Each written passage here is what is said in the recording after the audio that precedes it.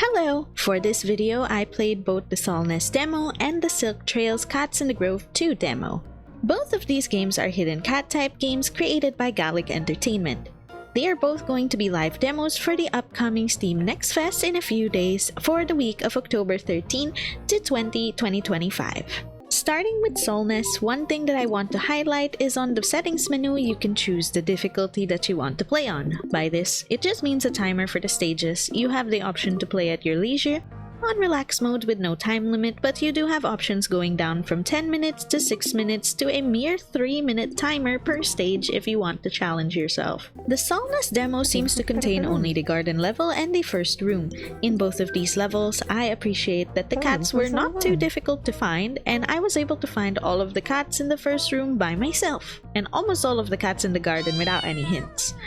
I needed to test the hint button, definitely not that I couldn't find the last cat in the garden, and I'm surprised to say that it doesn't just highlight a little area, but it actually makes the cat you're missing glow.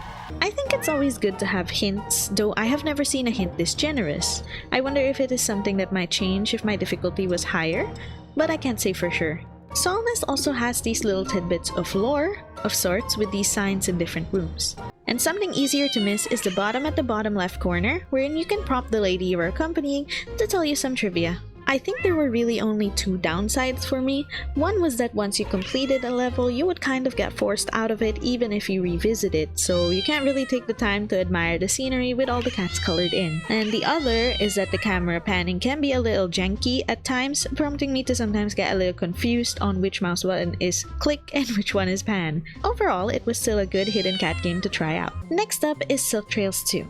It has the same difficulty settings and controls as Solnest, but I felt that the controls on Silktrails 2 were a bit smoother. There were also only 2 stages out for this demo, but for some reason completing one boots you out to the main menu, but I think this is something they're going to fix. The hint system worked about the same as Solnest, but what I liked in Silktrails 2 is that they had these little colored NPCs that you can easily spot on the map as you start a level.